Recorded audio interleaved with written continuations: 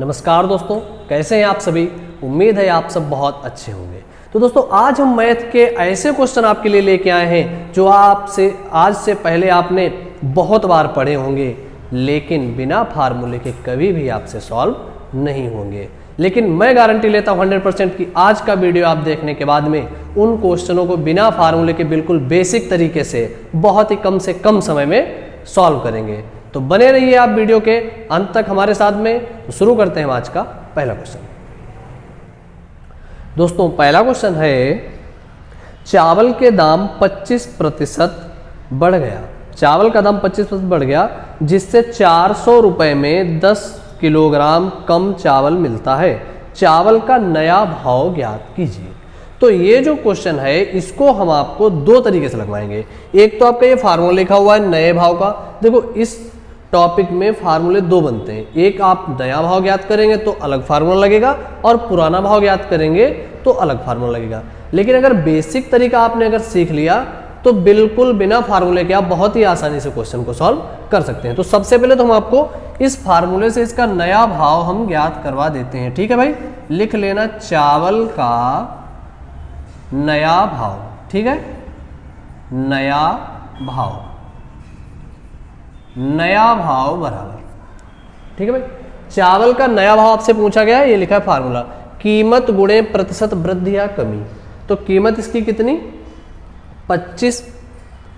400 रुपए दे रखी, 400 रुपए में 10 किलोग्राम। तो आप लिख लीजिए यहाँ पे 400 गुणे प्रतिशत में वृद्धि या कमी कितनी हुई है, प्रतिशत में 25% की वृद्धि हुई है, तो आप 25 लिख दीजिए। बटे में कितना, अधिक या कम मात्रा, अधिक या कम मात्रा कितनी मिल रही है 10 किलोग्राम, तो आप 10 रख दीजिए, और गुणे में 100। तो ये आपके दो जीरो कैंसिल हो जाएंगे, और 5 से काट दीजिए, 5 दूनी 10, 5 25, और 2 से ये 2 बार।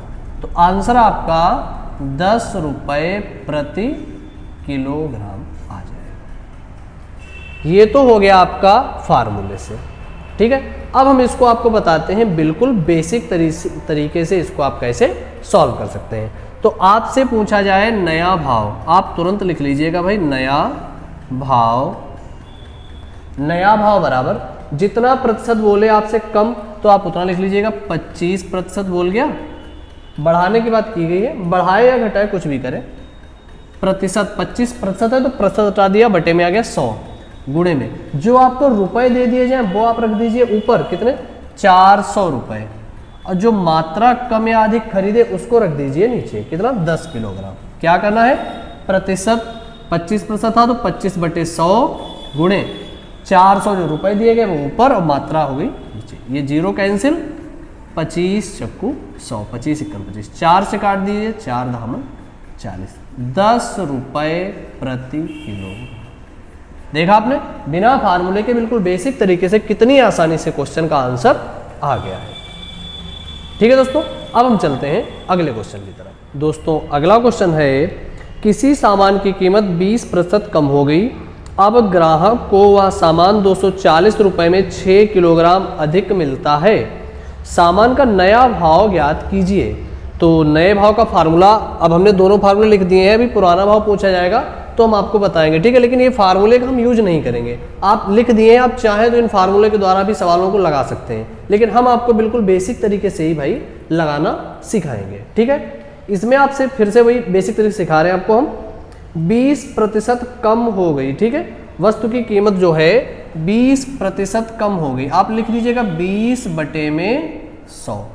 ठीक है, 20% कम होने पर 240 रुपए में 6 किलोग्राम अधिक, आप लिख लीजिएगा रुपए ऊपर, 240 रुपए में 6 किलोग्राम अधिक। ठीक है भाई, 1 0 1 0, इससे ये 6 से काट दिया, 6 चौक 24। ये नया भाव आपसे पूछा गया था, नया भाव कितना हो जाएगा, 4 दूनी 8 रुपए हो गया। ठीक है दोस्तों, देखा आपने बिल्कुल बेसिक, बिना फार्मूला, आप चाहो तो भाई नए भाव वाला फार्मूला लगा सकते हो, लेकिन हम तो आपको बेसिक से ही सिखाएंगे, क्योंकि फार्मूला भाई भूल जाते हैं, हम हो या आप हो, कोई भी हो, एग्जाम का टाइम जब तक आता है तब तक फार्मूला भूल जाते हैं, इसलिए इसको बेसिक तरीके से लगाना सीख लीजिए। ठीक है दोस्तों, अब हम चलते हैं अगले क्वेश्चन की तरफ। दोस्तों अगला क्वेश्चन है, चीनी की कीमत में 20% कमी हो जाने पर मुझे 600 रुपये में 5 किलो अतिरिक्त चीनी खरीदने का अवसर मिल गया। तदनुसार कीमत में कमी होने से पहले चीनी की कीमत कितने रुपए प्रति किलो थी। मतलब आपसे क्वेश्चन पुराना भाव पूछना चाहता है। तो ठीक है दोस्तों, आप चाहें तो भाई यहां से पुराने भाव वाला फार्मूला लिखा है, इससे आप लगा सकते हैं, लेकिन हम आपको बताएंगे बिल्कुल बेसिक तरीके से। हमें क्या करना है, देखो बेसिक में सबसे पहले निकल के आता है नया भाव। ठीक है भाई, हम निकालेंगे पहले नया भाव ही, फिर हम उसका पुराना भाव तुरंत ही बना लेंगे। कितना, 20% कमी हो जाने पर, तो आप लिख लीजिएगा 20 और प्रतिशत हटा दिया बटे में 100। रुपए दे रखे हैं 600 और मात्रा कितने दे रखी है, मात्रा दे रखी है 5 किलोग्राम। तो ये 2 जीरो कैंसिल हो गए, 5 से काट दिया, 5 चौको 20, कितना बन जाएगा 6 चौक 24 रुपए प्रति किलोग्राम। ये देखो नया भाव आ गया चीनी का। अब आपसे पूछा गया मूल कीमत या पुराना भाव। ठीक है, पुराना भाव। पुराने भाव में 20% की जब कमी की गई थी, तो आप 20% की कमी कर दीजिए, कितना हो जाएगा 80/100। तब आपको मिली थी चीनी 24 रुपए में। पुराने भाव में 20% की कमी करने के बाद में 24 रुपए मिली थी। 0 0 कैंसिल, 8 3 24। तो आपका पुराना भाव कितना आ जाएगा, 10 का 3 में मल्टीप्लाई करा दीजिएगा, 30 रुपए प्रति किलोग्राम। ठीक है, बहुत ही आसानी से क्वेश्चन आपने समझ लिया होगा। भाई चाहे तो आप फार्मूला से लगा, ये पुराने भाव का फार्मूला लिखा हुआ है, एक ही बार में लगा सकते हैं, लेकिन प्रॉब्लम ये है कि जब तक एग्जाम आएगा आप भूल जाएंगे। भाई हम भी भूल जाते हैं, वैसे आप भी भूल जाएंगे, तो इसलिए इसको बिल्कुल बेसिक तरीके से सीख लीजिए। नए भाव का पूछे तो ये तो काम करेगा ही, लेकिन पुराना पूछे तुरंत 20 कम हो तो 20 कम कर दीजिए, 30 कम हो तो 30 कम कर दीजिए।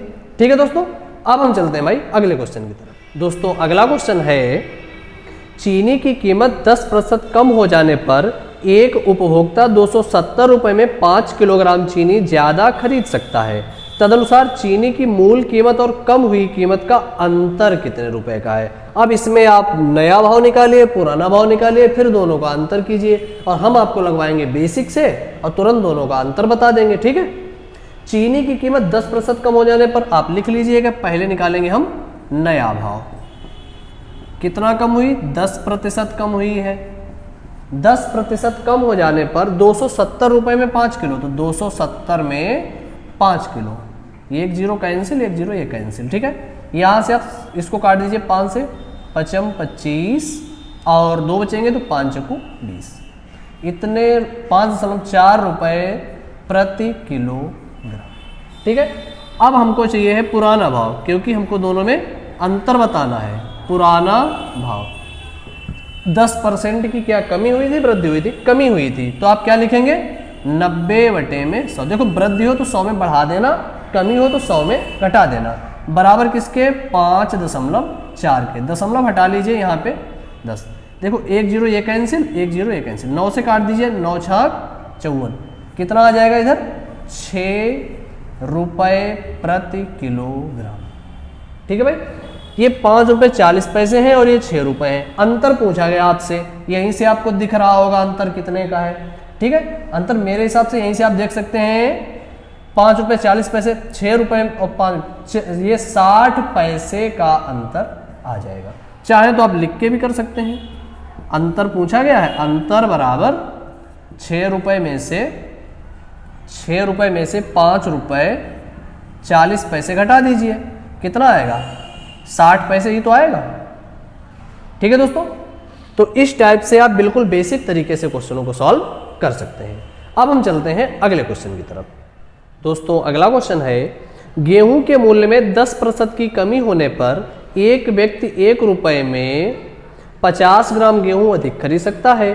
तदनुसार उस कमी से पहले 1 रुपए में कितना गेहूं खरीदा जा सकता था। मतलब आपसे पुराना भाव पूछा गया है, तो हम इसको फिर से आपको बेसिक तरीके से लगवा दें।